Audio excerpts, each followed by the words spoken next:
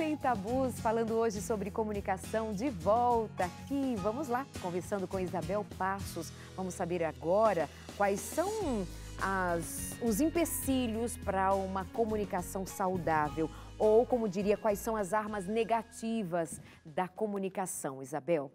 A primeira, a da crítica. A crítica é algo extremamente danoso, insidioso na relação conjugal, na intimidade conjugal e na intimidade sexual. Não é aquele sujeito que acha que sabe tudo e qualquer coisa que o outro fala ou que o outro faz é digno de uma crítica. Ele tem sempre algo a observar. Nunca tá bom, nunca faz um elogio. Vai logo com o olho naquilo que ele supõe ser um defeito. Então, essa coisa da crítica é realmente muito danoso. Uma ideia errada que se faz é que esse é um hábito exclusivamente masculino. Isso não é verdade. Claro que não. Inclusive, Darleide, a Lei Maria da Penha foi usada em alguns estados brasileiros aqui por alguns juízes em benefício do homem, tá? Porque, assim, é importante se entender, por exemplo, na Lei Maria da Penha está previsto o abuso psicológico. Aquilo que é dito, não é?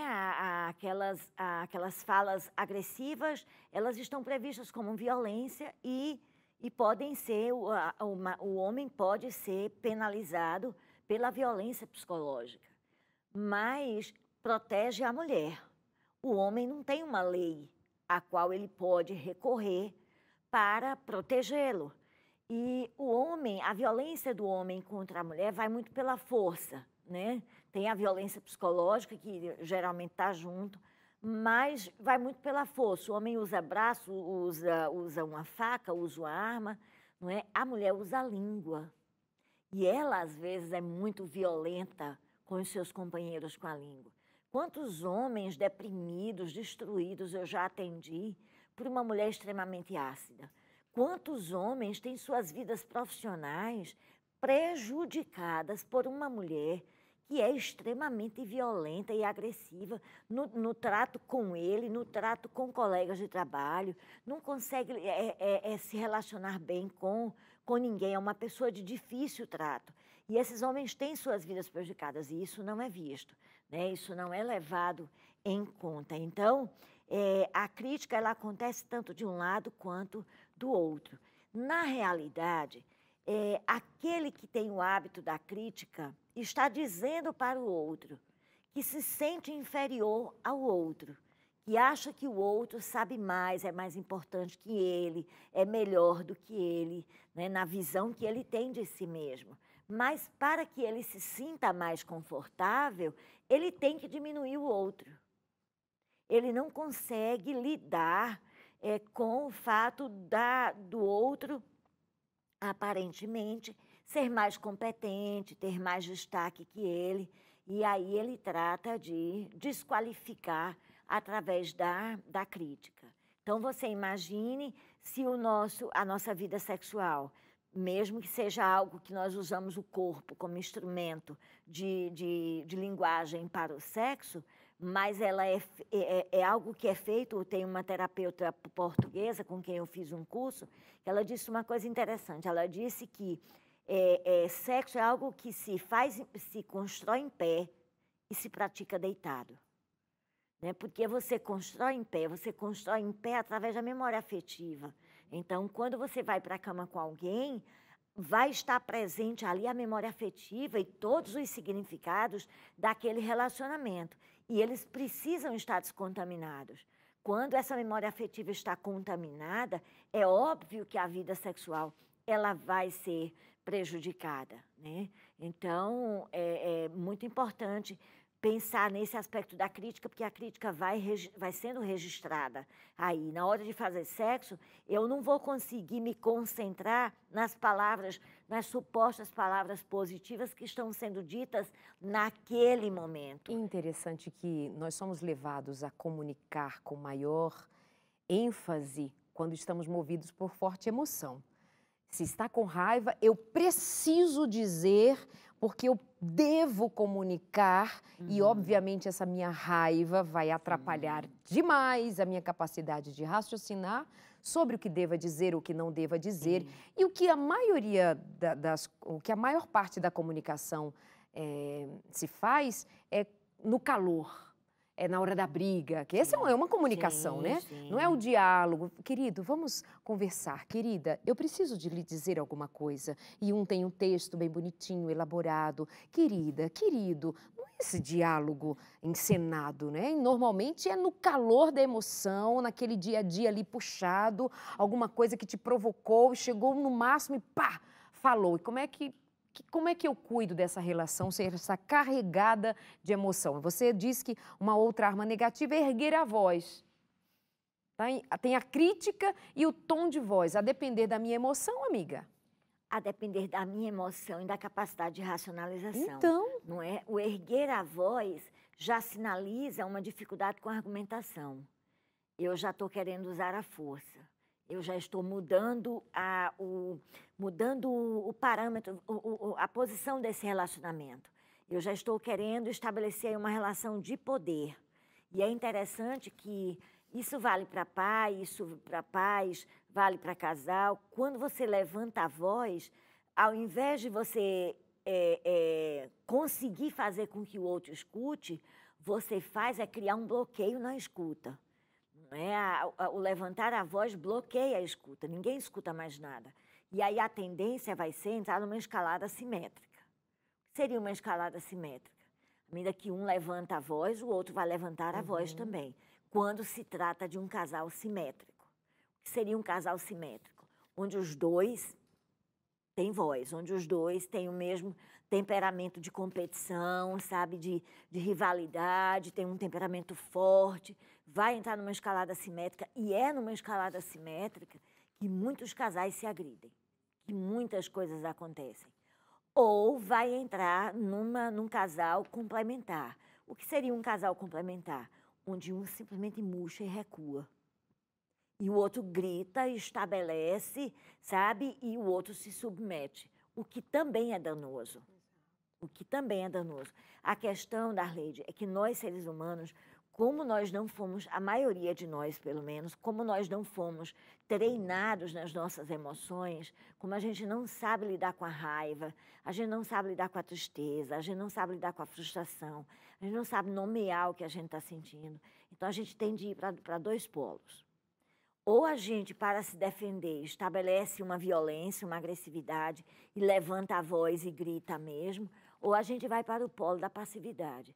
A gente não consegue manter o tom de voz, olhar no olho, falar de você e não do outro, falar em primeira pessoa, não em segunda pessoa, porque quando você fala em segunda, você gera defensiva. Quando você fala de primeira, você nomeia o que você está sentindo, você sabe o que você está sentindo e você vai ter clareza também para dizer o que você gostaria que o outro fizesse, sem precisar erguer a voz, sem precisar dessa ameaça, porque no erguer a voz já tem uma ameaça de força, né? Já tem uma agressividade. Na crítica e no erguer a voz, normalmente já está presente ali também a acusação. Às vezes. Às vezes sim. Porque se eu critico e ponho a primeira pessoa, a segunda pessoa, eu estou ali já acusando. Acusando, você é isso, você é aquilo outro, né? E muitas vezes de forma bem definitiva. Bem definitiva. Que é o tal do famoso, você nunca faz, você nunca fez, você nunca diz. Exatamente. E aí quando eu uso a segunda pessoa, é claro que coloco o outro na posição de se defender.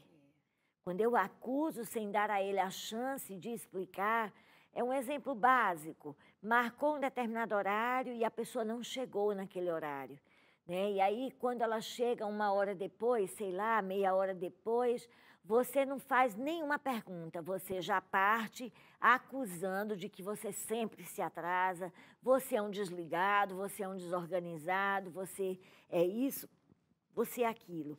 E aí isso não dá espaço, a comunicação ela vai ficar barrada. O ruído vai acontecer, não vai ter como haver conexão. Porque você não dá ao outro a chance de defesa, a chance de explicação. Seria tão mais simples você dizer, poxa vida, a gente se atrasou, tínhamos um compromisso tal hora, você acabou se atrasando, o que foi que aconteceu?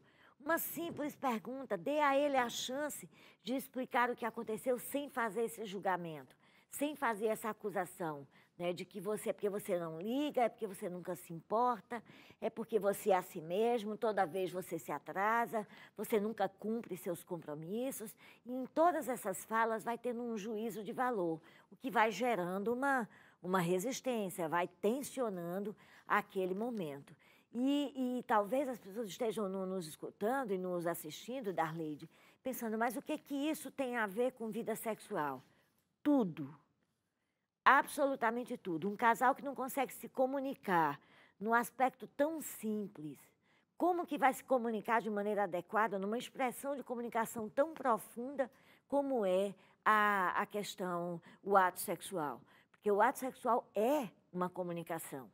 É quando as palavras não dão mais conta de expressar ao outro o que eu sinto por ele, eu entrego o meu corpo para ele. Se isso não for linguagem, é o quê? É o quê?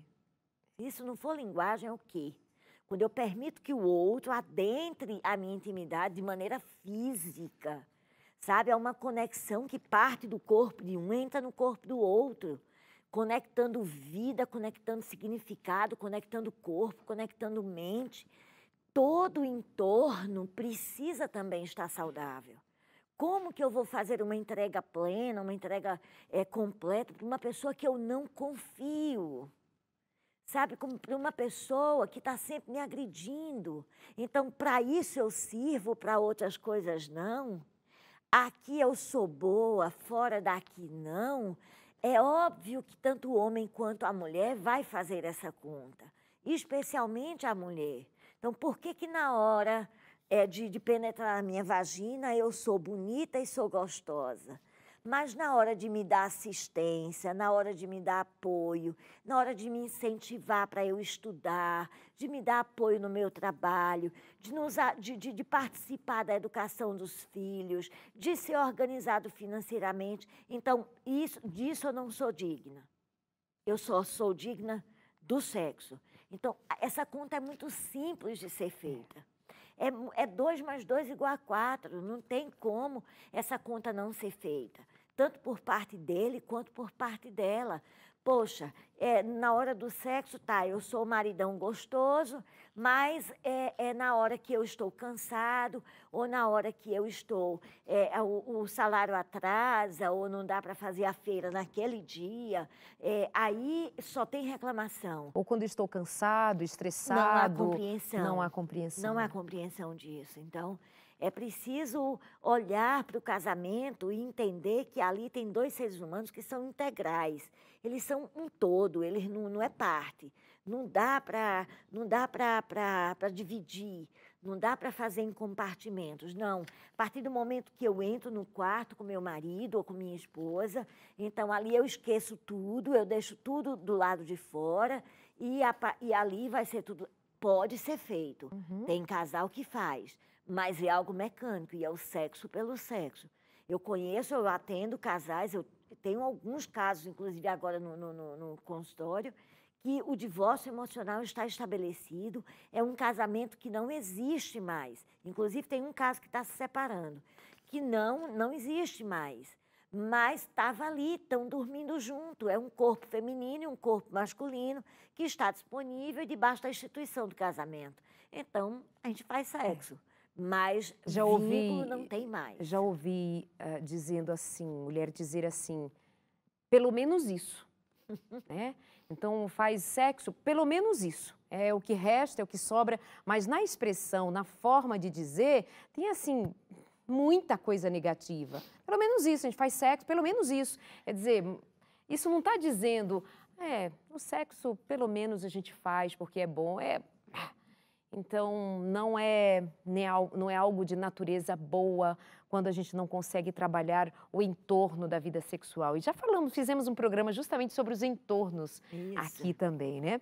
Você falou de exigências também como sendo uma ferramenta bem complicada para a boa comunicação, as exigências. As exigências no sentido de exigir mudança do outro, sabe? De vincular, inclusive, se você não mudar nisso, a gente não vai continuar. Uma coisa, Darleide, é óbvio que eu não estou colocando dentro desse universo aí coisas como dependência química, adultério, violência, um transtorno. Um transtorno, eu ainda sou muito cuidadosa nisso, porque é uma doença, né? Então, de como lidar com um transtorno mental, não estou falando de transtorno de personalidade. Ok. Né? Um transtorno de personalidade, um transtorno social, aí é uma outra coisa.